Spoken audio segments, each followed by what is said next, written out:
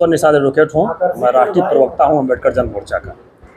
हम आज press conference जिस मामले पर कर रहे हैं, ये आप सबको जानकारी होगा कि घटना 10/10/2023 की है कि हमारे संगठन के द्वारा अम्बेडकर जन मोर्चा के द्वारा 10/10/2023 को कमिश्नर कार्यालय पर सुबह से धरना प्रदर्शन का कार्यक्रम था और इसकी बाकायदा सूचना गोरखपुर के जिला प्रशासन को और जो भी संबंधित अधिकारी हैं सबको दिया जा चुका था।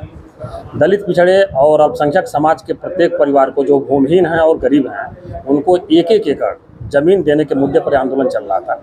और इसके पहले भी 17/12/2022 को, 17/3/2023 को, इसके पहले भी हम लोगों ने ज्ञापन दिया था संगठन के द्वारा और धरना प्रदर्शन भी किया गया था और सारी सूचनाएं गोरखपुर के जो जिम्मेदार प्रशासनिक अधिकारी हैं उनको दिया जा चुका था। अब इसके बाद हमको जो मुख्य जो हक तलफी है, जिसके लिए आज हम लोग प्रेस कॉन्फ्रेंस कर रहे हैं, वो मामला ये है कि 10/10/2023 को जब कमिश्नर कार्यालय पर जब धरना प्रदर्शन चल रहा था, उस दिन शांतिपूर्ण ढंग से सारा कार्यक्रम चला और रात को 11 बजे के करीब जो गोरखपुर के जो आला अधिकारी थे, जिसमें डीएम गोरखपुर के, फिर एसएसपी और जो भी अन्य प्रशासनिक अधिकारी सब लोग मौजूद थे और ये हुआ कि भाई आप लोगों की जो मांगे हैं वो हम लोग मानेंगे, क्योंकि यह एक नीतिगत मामला है। जैसे वो एक एक एकड़ ज़मीन देने का मामला वो हमारे स्तर से साफ नहीं हो सकता है, सही भी बात है। तो उन्हें ये कहा कि आप 5 लोगों का एक प्रतिनिधिमंडल आप बनाइए और इसके बारे में हम लोग के माननीय मुख्यमंत्री से बात हो गई है और आप लोग प्रतिनिधिमंडल जो भेजेंगे उनसे बात होगी और फिर आगे का जो निर्णय होगा लिया जाएगा। तो चूँकि संख्या ज़्यादा थी और उस दिन रात को 11 बजे कार्यक्रम समाप्त हो गया। अब उसके बाद न जाने फिर क्या हुआ, ऐसी स्थिति क्या बनती है, प्रशासन के ऊपर किस तरह का दबाव था।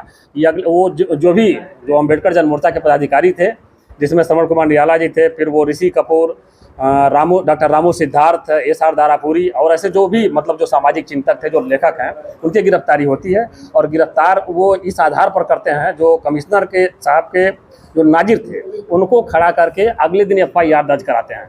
अब ये सोचिए कि जब पूरा लाइव कवरेज चल रहा था, सुबह 10 बजे से वो आंदोलन शुरू हुआ था और रात को 11 बजे आप आंदोलन को समाप्त कराते हैं। उसके बाद अगले दिन यानी 11/10/2023 को सुबह 5:53 पर ये जो कमिश्नर के नाजिर के द्वारा एक तरह से कहा जाए कि जो कुछ हो रहा था प्रशासन के इशारे हो रहा था, उनको खड़ा करके सभी लोगों के ऊपर एफआईआर दर्ज कराया जाता है और ये एफआईआर 5:53 पर सूचना दी जाती है। 11/10/2023 को करंट थाने मुकदमा पंजीकृत होता है। उसी दिन इस आंदोलन में जो मुख्य समस्या है अम्बेडकर जन मोर्चा को, इस बात को लेकर के है कि हमारी जो छवि थी उसको गोरखपुर जो प्रशासन है उसके द्वारा धूमिल करने का प्रयास किया जा रहा है, नेगेटिव छवि बनाई जा रही है। जबकि यह संगठन लगातार दलित, पिछड़े और अल्पसंख्यक समाज के मुद्दों को लेकर के काम करता है और सब कुछ संवैधानिक ढंग से होता है। जहाँ पर ऐसे सामाजिक कार्यकर्ता, राजनैतिक कार्यकर्ता, इस तरह के लोग जुड़े हुए थे, उन लोगों के ऊपर इतना गंभीर धाराओं में मुकदमा दर्ज करके जो पूरे मामले में करीब 13 लोगों के ऊपर नामजद मुकदमा दर्ज हुआ है और 10 से 15 लोग अज्ञात हैं। गोरखपुर प्रशासन का यह कहना है कि ये पूरा जो मामला था, इस एक चीज़ और देखेंगे, इस पर विदेशी फंडिंग की बात कर रहे हैं। एक इसमें वेलेंटीन करके फ्रांसीसी नागरिक है, जिसको प्रशासन का यह कहना है कि उसके माध्यम से फंडिंग हो रही है। भाई इस तरह से जिसके ऊपर जो इच्छा होगी आप उस तरह का आरोप लगा देंगे, कुछ सबूत तो होना चाहिए इस संबंध में।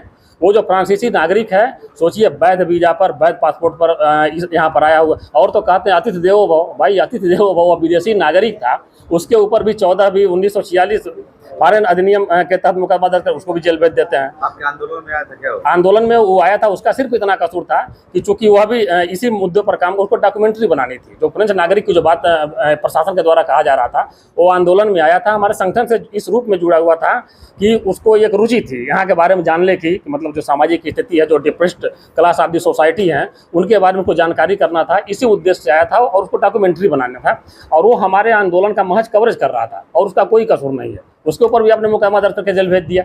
वो तो फ्रांसीसी नागरिक था। कम से कम इतना तो आप करते कि अगर आपको लगता था कि कुछ गलत कर रहा है तो आप उसको चेतावनी देकर के भी छोड़ सकते थे। वो तो वैध वीजा, वैध पासपोर्ट पर था ना, लेकिन उसको भी आपने जेल भेज दिया। तो कुल मिलाकर हम लोग का जो कहना है कि संगठन की जो छवि है उसको धूमिल करने का प्रयास गोरखपुर प्रशासन के द्वारा किया जा रहा है, जिसके माध्यम से हम लोग ये प्रेस कॉन्फ्रेंस कर रहे हैं। और देखिए, जो प्रशासन ने कहानी घड़ी है, पुलिस चाहे जो कुछ कर रही है, जो जिन लोगों को भी गिरफ्तारी करी है, जो कहानी इन्होंने बनाया है, वो कोर्ट में टिकने वाला नहीं है। हम लोग उसमें लगे हुए हैं। जो भी प्रक्रिया है बेल कराने की या जो भी रहेगा वो किया जा रहा है। इसी सब मामलों को लेकर आज हम लोग